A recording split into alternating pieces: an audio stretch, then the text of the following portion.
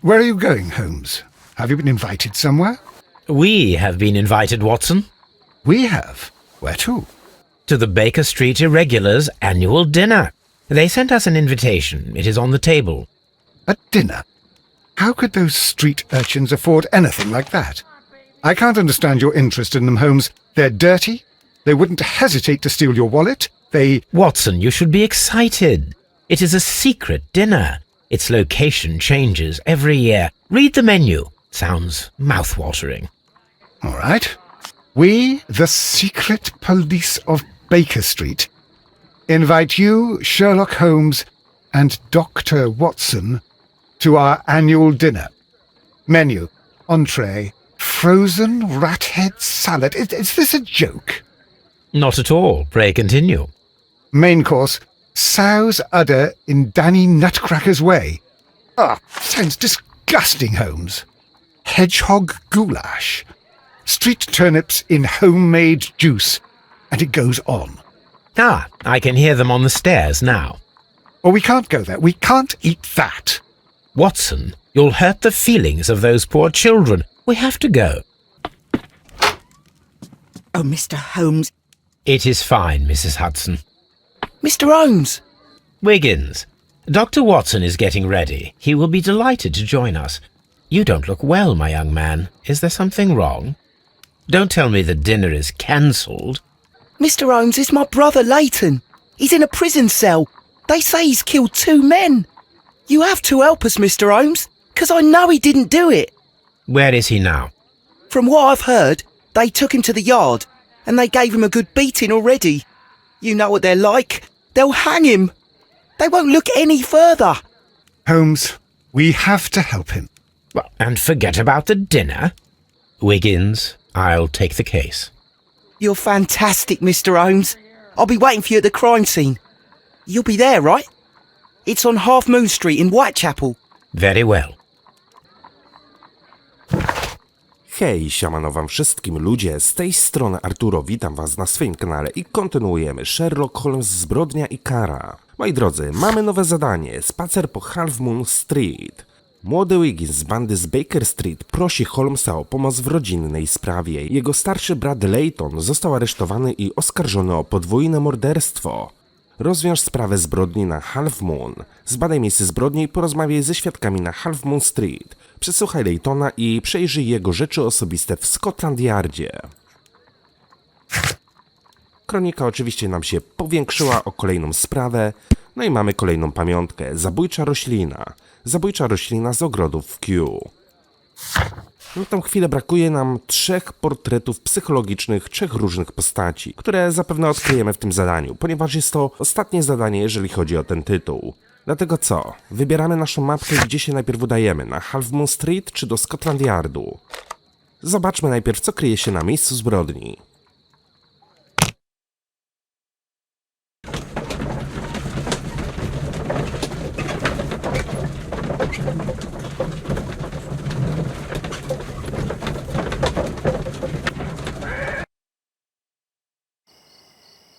Okej. Kamerka oczywiście mi się zmieniła na tryb trzecioosobowy, ale my gramy w trybie pierwszoosobowym.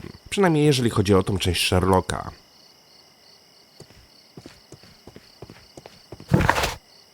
Dobra, nie chcę opuścić, ale siedzi tutaj jakiś gościu w różowym kapeluszu.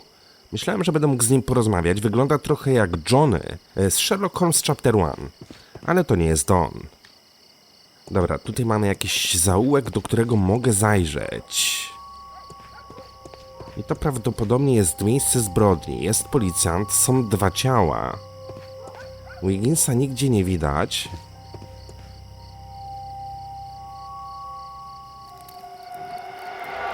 Please, gentlemen, leave the scene now. Oh, Mr. Holmes, is that you? Good evening, Constable... Constable Marrow. I was here with Inspector Aberline during the Ripper case, Mr. Holmes, back in '88. But then this is nothing like that case. With this one, we've got the murderer, the weapon, and the statements, which speak for themselves. Of course, Mara. But you know that appearances can sometimes be deceiving. Ofiary. Who were the victims? The two men here, both shot. The stout fellow was Brian Vercotti, a well-known ruffian. The other, Kenneth Butler, a jeweller by trade. Świadkowie. You spoke of statements. You have witnesses? Well, I was there, so I gave my own statement. And then there were two other witnesses who said they saw the killer Chapman. Mr. Turner, a gentleman who lives in that flat over there. And Polly Powell, a flower seller, who was over at the far side of the street. Zeznania. So, Constable Marrow, I should be delighted to hear your testimony. I was standing at the north side of Half Moon Street. That was the side that you came from. But you would have been unable to observe this part of the street, where we are standing now. That is correct. But I saw the two victims slowly enter Half Moon Street, and then shortly after, the fireworks started. A few minutes after that, the fellow Chapman rushed towards me and ran into Half Moon Street. Please continue. I didn't pay attention, but suddenly I heard a woman's cries and police whistles on the other side of Half Moon Street. I rushed over there and I saw the two dead bodies on the ground. When I reached Whitechapel Street, I saw Leighton Chapman. He'd been caught by two police constables. Strzały. Did you hear the shots? I didn't hear any shots.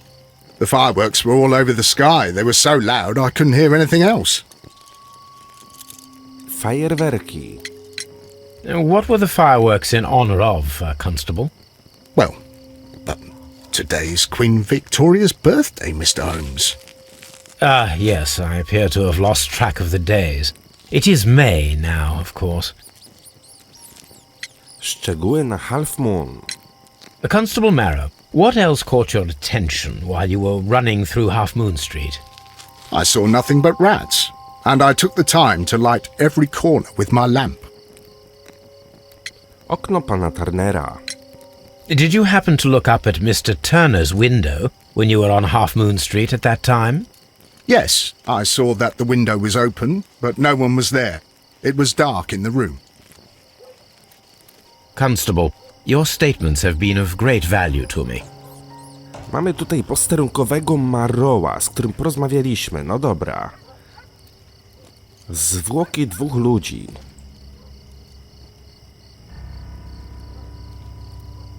He tried to stop the bleeding with his hand. Death was not instant. The bullet penetrated his stomach, a dreadful wound. I straszna śmierć. Na pewno długa i bolesna. A tattoo from Westgate Prison. Vercotti must have done some time there.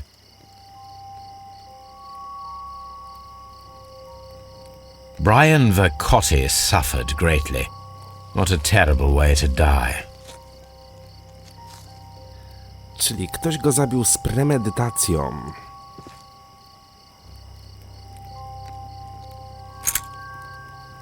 Mamy jakiś klucz. This is an ordinary key. I wonder what kind of door it opens. Może to nie klucz do drzwi, ale do jakiejś szafki na przykład. The bullet struck his head. This man didn't stand a chance. Ale przynajmniej się nie męczył. Zmarł od razu. Myślałem, że to jest jakiś kawałek karteczki albo coś. Chodnik. Zaklinowany przedmiot. Kawałek drewna. A piece of wood that has stuck between the cobblestones. Let us take a closer look.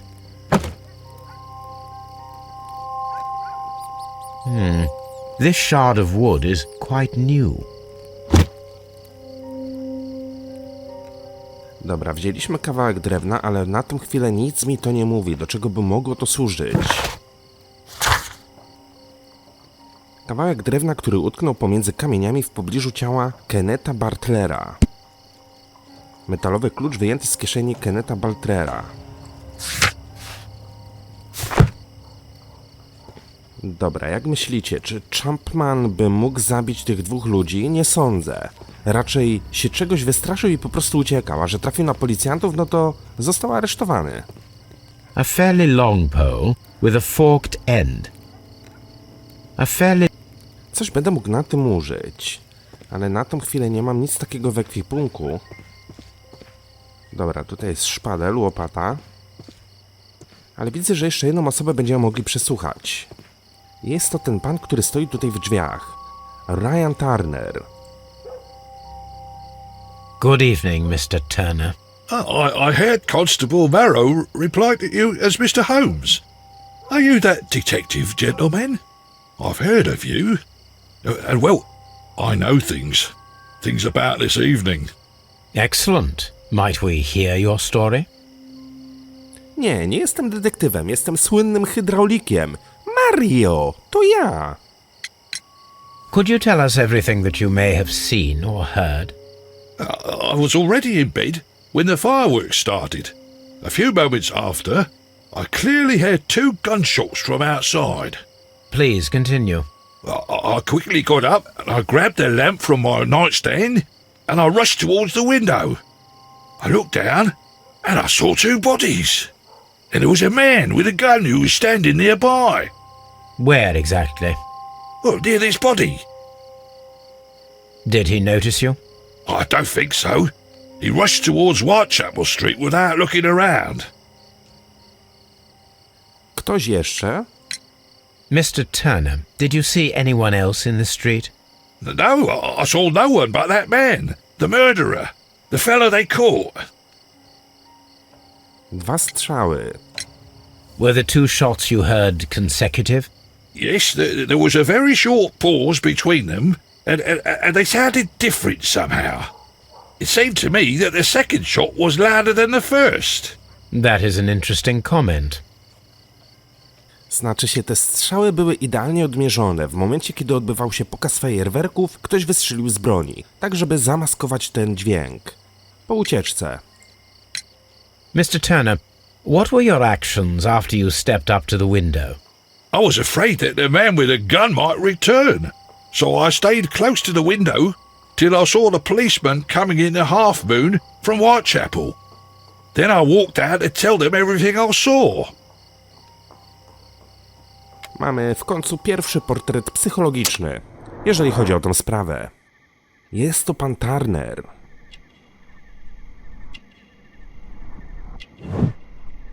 Baretka kominiarka, wojna krymska, weteran wojenny. Czyli teoretycznie umie posługiwać się bronią. Brakujące guziki, życie w biedzie. Podpiera się słaba noga, utyka. You have helped us a great deal, Mr. Turner. Być może gdzieś tam na wojnie ucierpiał i... No teoretycznie wydaje mi się, że mógłby mieć broń w domu. Spójrzcie na jego spojrzenie, ale z drugiej strony jest to już wiekowy człowiek. Jaki by miał cel, żeby strzelać do 2 ludzi z okna? Bardziej jeżeli strzeliłby do pierwszej osoby, to druga na pewno by to widziała i zdążyłaby zwiać. Różne strzały, 2 ofiary.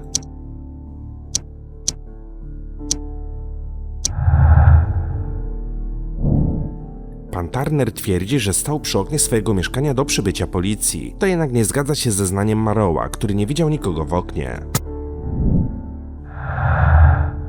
2 ofiary, różne strzały. Dobra, na razie to tyle. I'll do anything to save my brother, Mr. Holmes. Pomożemy ci, a potem udamy się na wspólny obiad. Myślę, że dr Watson chętnie by sobie zjadł pękniętego jeżyka, czy jak to się tam nazywało? Gulasz z jeża?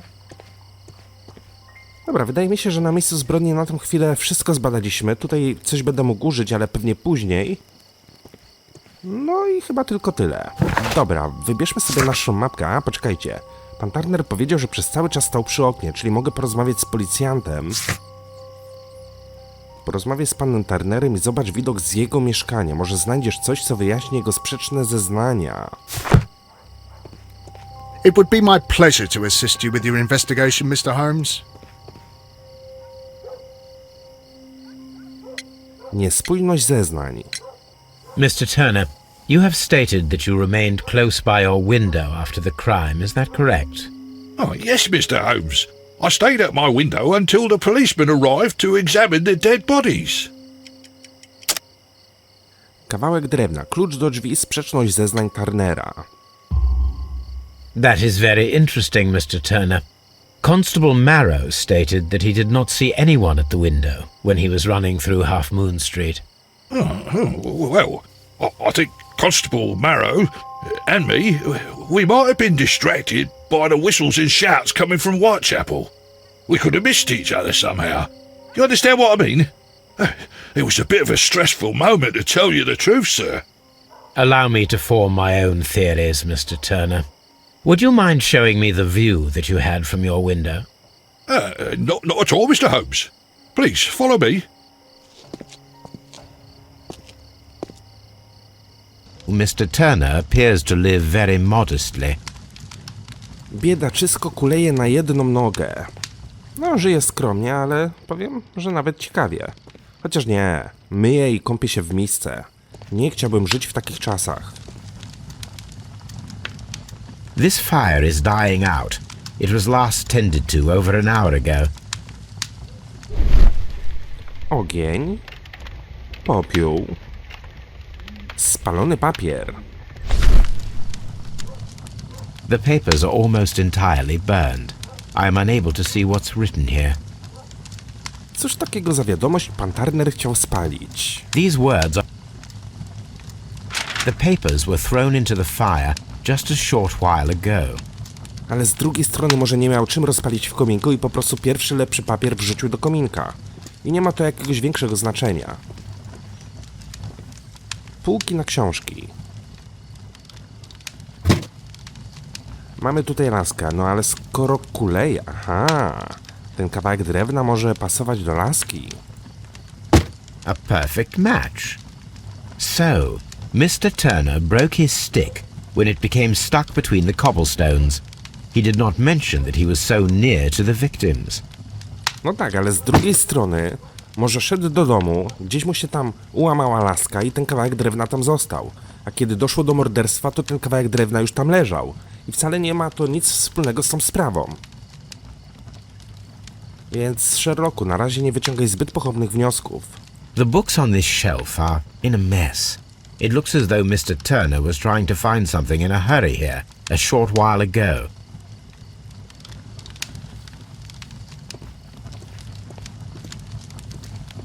Tutaj mamy jakąś panienkę, która patrzy się na zegar. Jest za 9... Nie, jest za 15:09. Wyjść nie chcę jeszcze, ale... No mamy kufer. Stół kuchenny. This kitchen knife is quite sharp.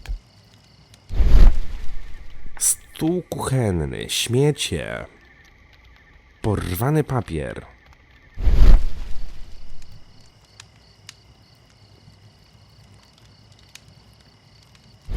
Dobra, może coś jeszcze tutaj zdążę zbadać. Śmiecie. Porwany papier. There are pieces of shredded paper scattered over the table.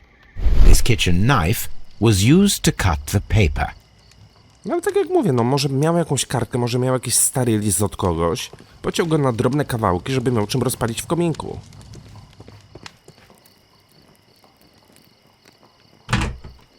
So, that's the view Mr. Turner had when he opened the window. The dead body of Kenneth Butler. Brian Vercotti's contorted corpse.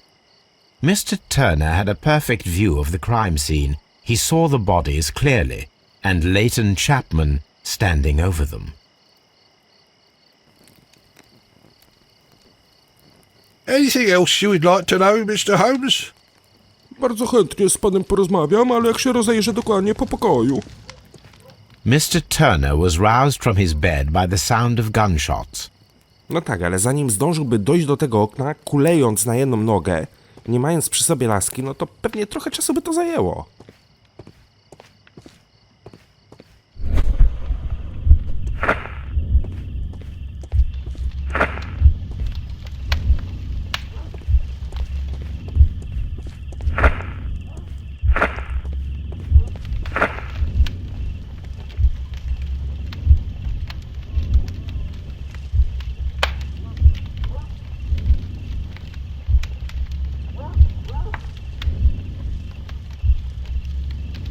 On miał laskę przy sobie, tak?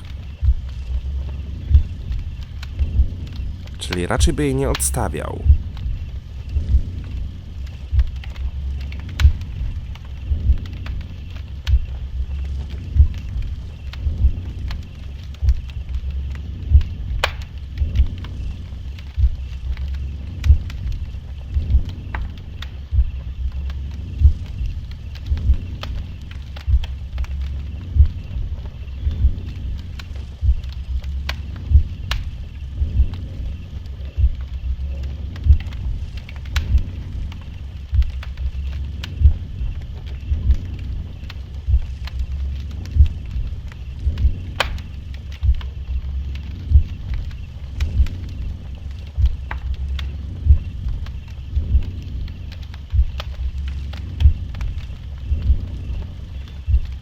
No, it didn't happen this way.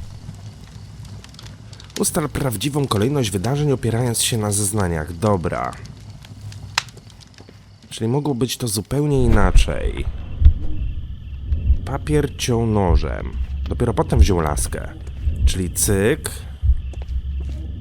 Cyk. I cyk. Potem wziął laskę. Poszedł do okna. I na końcu się położył. Ale tu jest, że wstaje. A może się położył. Wstał z łóżka.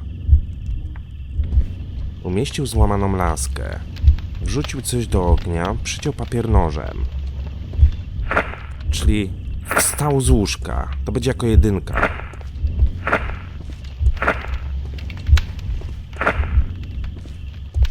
Czyli tak, wstał z łóżka.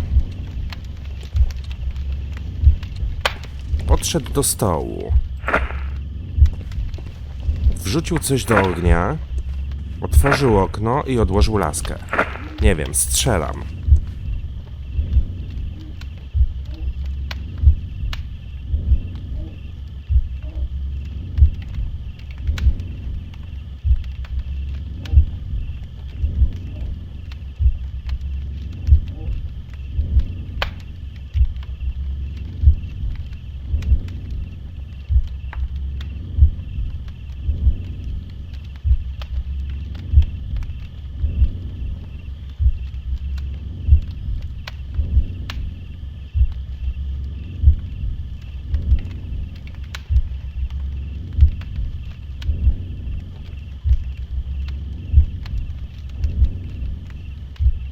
Albo najpierw otworzył laskę i dopiero potem się doczłapał do okna.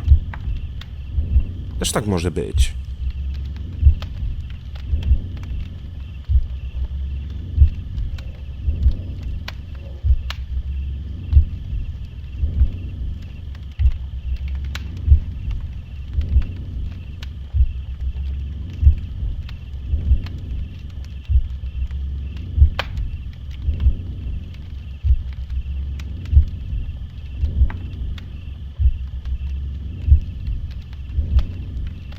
No, it didn't happen this way.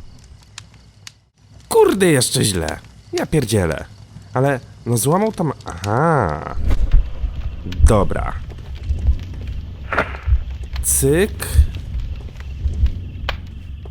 Cyk. Cyk. Odłożył złamaną laskę. Pociął papier i wrzucił do pieca.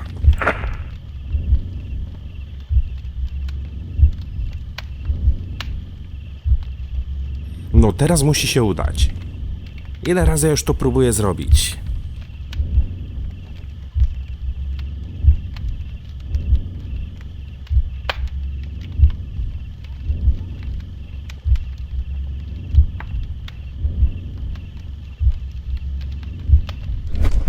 W końcu. So Mr. Turner used a book to hide an object that he found on Kenneth Butler's body. The question is, what did he find? No musimy zbadać tą półkę, żeby się tego dowiedzieć. Książki. Tłuste odciski. I can see prints from greasy fingers upon the cover of this book. Let us take a closer look. Well now, what a find! A precious jewel, concealed inside a book. Wygląda jak jakiś artefakt. A bracelet, with a unique ram's head design, a distinctive feature of ancient Grecian artifacts, probably of the Hellenistic era.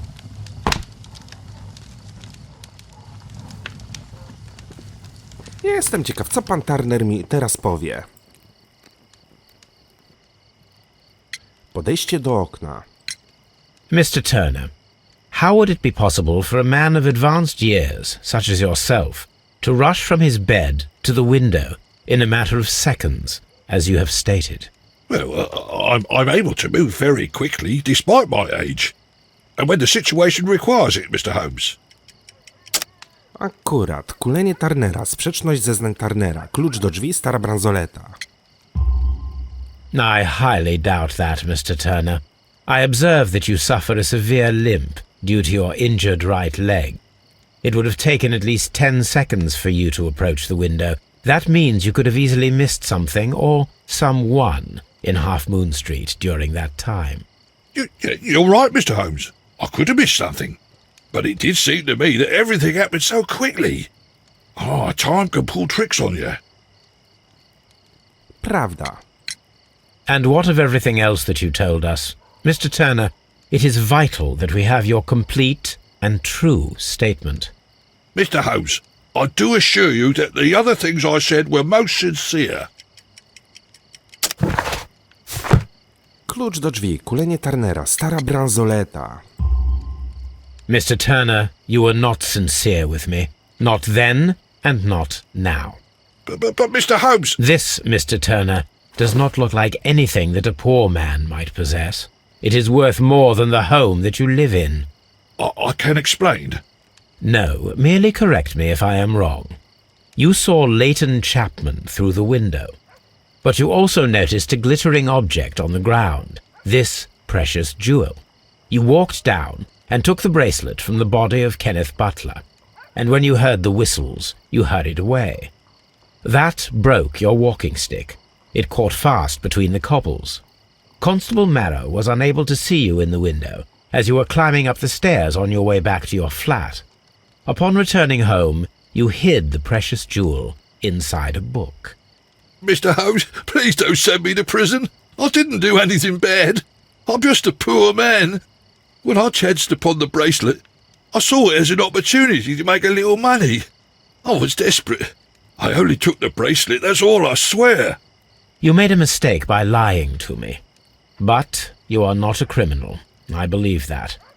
Although I must return this bracelet to its rightful owner. Panie Ryanie Turner, karma wraca. Skoro pan ukradł bransoletę, to ktoś okradnie pana. Jak to się mówi, oko za oko, ząb za ząb. Dobra. Rozwiąż sprawę zbrodni na Half Moon, zbadaj miejsce zbrodni i porozmawiaj ze świadkami. Przesłuchaj Leightona i przyjrzyj jego rzeczy osobiste w Scotland Yardzie. Obejrzyj starożytną bransoletę i dowiedz się, skąd się wzięła na Half Moon. Dobra, przeszukaj archiwa. Czyli teoretycznie mógłbym się udać teraz na Baker Street. Mógłbym udać się do Scotland Yardu. Ale zejdę na dół i... I'll do anything to save my brother, Mr. Holmes. It would be my pleasure to assist you with your investigation, Mr. Holmes. I zapytam się Watsona, gdzie chciałby teraz iść? Watsonie, udajemy się do Scotland Yardu, czy chcesz sobie troszeczkę odpocząć, dać powąchać swoje buty Tobiemu i udamy się na Baker Street? Tak, jesteś zmęczony, chcesz iść na Baker Street, no dobra. Jak sobie pan życzy, panie doktorze?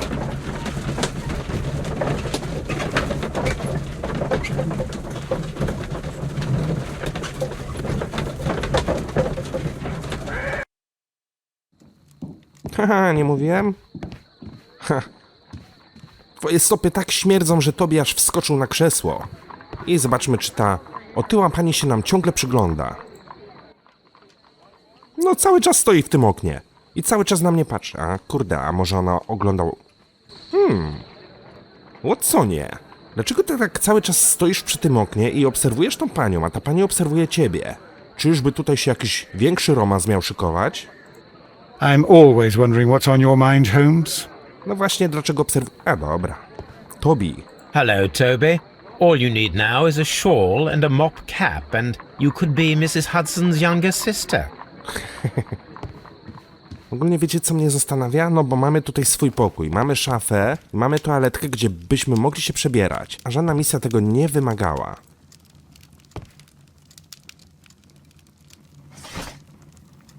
Dobra, stara złota bransoletka znaleziona w mieszkaniu pana Turnera, zdobią ją obrazy baranich łbów. Starożytna sztuka w Muzeum Brytyjskiego. Te piękne klejnoty stanowią część kolekcji helenistycznych skarbów. Szczero-złotą bransoletę, naszyjnik i pierścień ozdobiono wizerunkami 5 baranich łbów. Kolekcja 5 baranów w Midleny zniknęła z muzeum w 1885 roku. Here it is. I need to continue my research in my archives. Część zestawu antycznych klejnotów należących do kolekcji zostały skradzione z muzeum w 1985 roku. Ekonomia, technika, historia, medycyna, botanika. Mnie interesują gazety. Dokładnie 85 rok. Skradzione helenistyczne skarby. Helenistyczne skarby zostały skradzione wczoraj wieczorem, gdy przewożono je z Muzeum Brytyjskiego po wystawie w Glasford. Właściciel Lombardu, Kenneth Butler, skontaktował się wieczorem ze Scotland Yardem i przekazał informacje dotyczące mężczyzny, który próbował sprzedać kolekcję w jego Lombardzie na Church Street. Policja schwytała mężczyznę. To zawodowy złodziej, Vincent Foley, który uciekał z Londynu przez port. Rozpoznał go kierowca samochodu, który przewoził kolekcję helenistycznych skarbów. Vincent Foley nie chciał przyznać, gdzie ukrył resztę kosztowności, wsadzono go do więzienia, skarbów do tej pory nie odnaleziono. Here it is. One of the victims, Kenneth Butler, was involved in the story of the stolen Hellenistic treasures. A visit to his pawn shop should tell me more. Dobra, udajemy się do Lombardu czy do Scotland Yardu? Chyba do Scotland Yardu.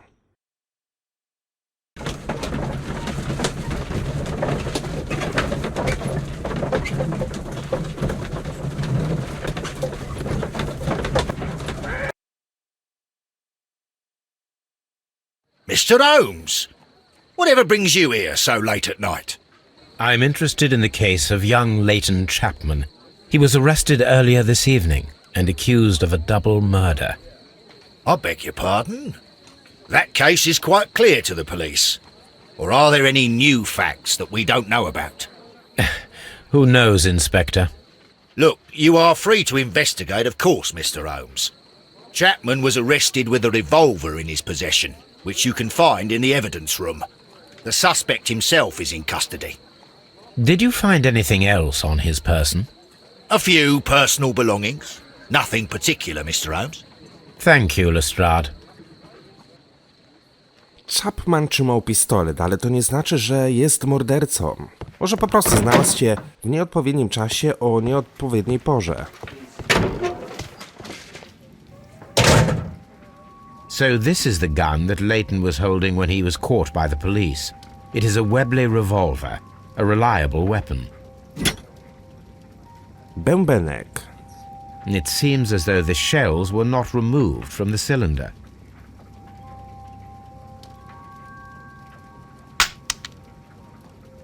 Wystrzelono tylko 2 pociski. 2 out of the 6 shells have been fired. There were 2 shots. A cheap watch, bought with his own money, no doubt. These cigarettes are filled with cheap tobacco. No więc właśnie, to jest biedne chłopaczysko, nie sądzę, żeby był mordercą. Mogę też przeprowadzić dedukcję. Różne strzały. Rewolwer Lightona. Turner usłyszał różnicę pomiędzy 2 strzałami, choć w rzeczywistości oddano 3. 2 strzały oddano jednocześnie, a chwilę później trzeci. Turner słyszał różnicę między 2 strzałami, ponieważ strzelano z 2 różnych miejsc na Half Moon Street. Szczerze powiedziawszy, na tą chwilę nie mam zielonego pojęcia.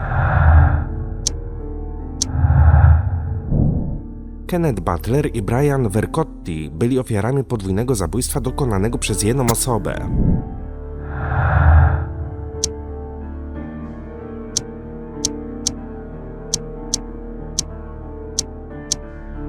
Dobra, Na tą chwilę tyle.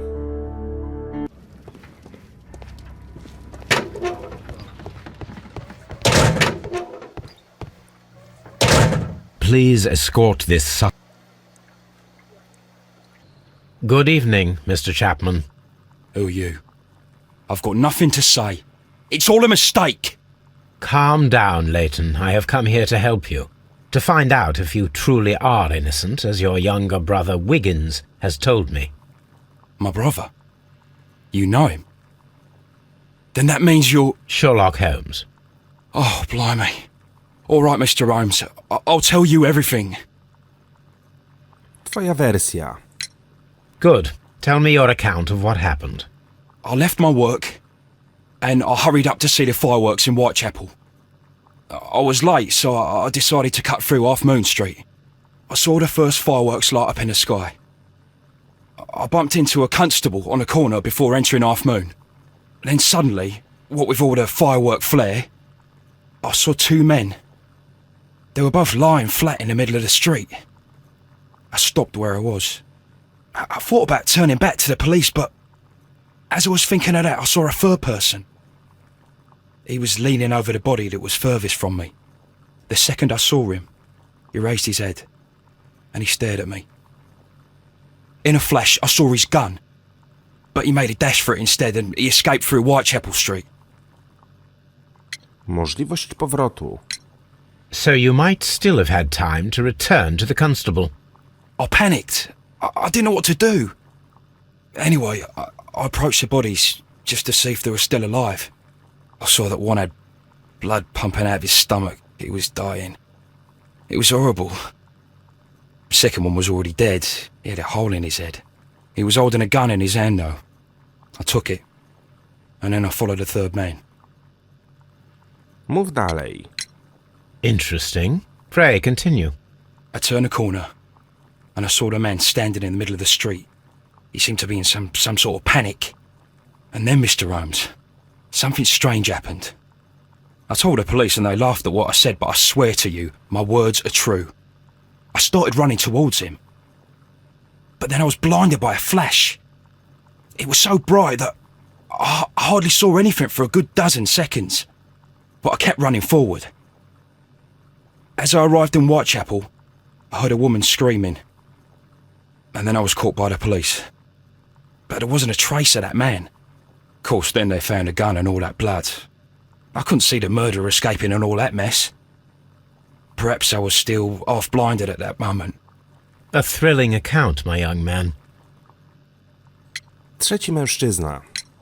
Leighton, are you able to describe the person whom you saw standing in Half Moon Street?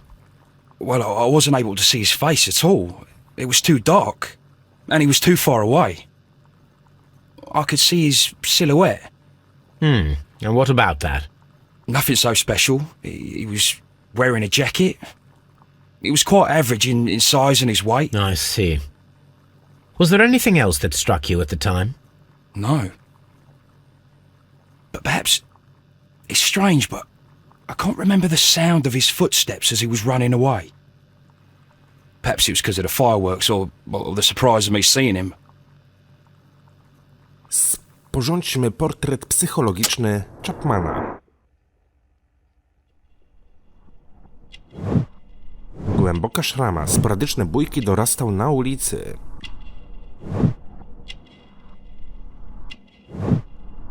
Niedawne pobicie, stawianie oporu, narwaniec.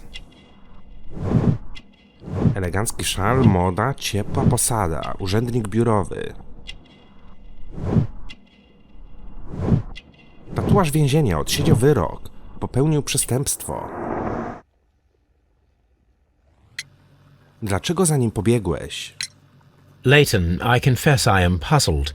Why should a young lad like you take a gun from the hands of a dead man and set off in pursuit of a probable killer? I know. I keep wondering that, but at the time it was like a reflex. A criminal ought to be arrested, and he was armed. You were willing to risk your life.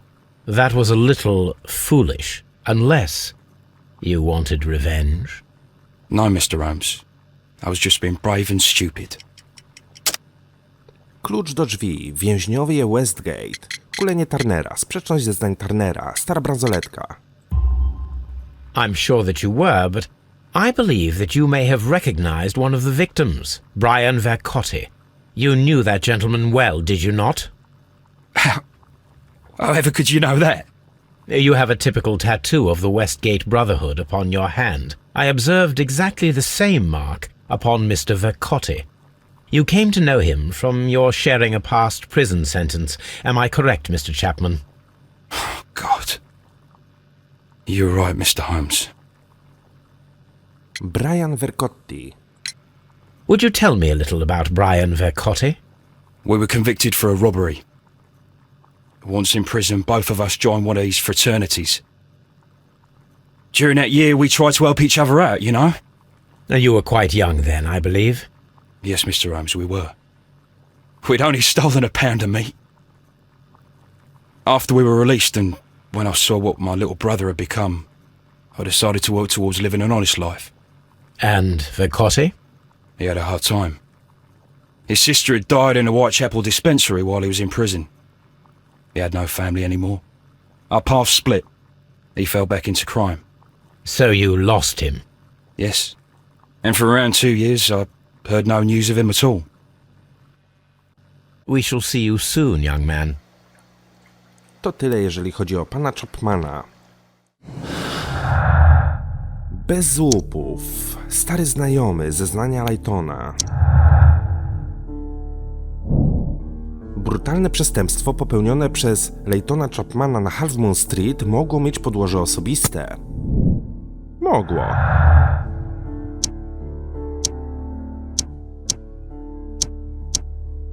I w sumie to tyle. Nic więcej na tą chwilę wydedukować nie możemy. No dobra, słuchajcie moi drodzy. Jak wyglądają nasze zadania? Kradzież... Brakuje nam jeszcze jednej osoby, którą będziemy mogli zbadać. Rozwiąż sprawę zbrodni na Half Moon Street. Zbadaj miejsce zbrodni i porozmawiaj ze świadkami na Half Moon Street. Obejrzyj starożytną bransoletę i dowiedz się, skąd się wzięła na Half Moon Street. Czyli będziemy mogli udać się w kolejnym odcinku do Lombardu. Dokładnie się tam rozejrzeć. A tymczasem, moi drodzy, mam nadzieję, że ten odcinek wam się podobał. Dzięki wielkie za uwagę. Trzymajcie się i do usłyszenia. Hej!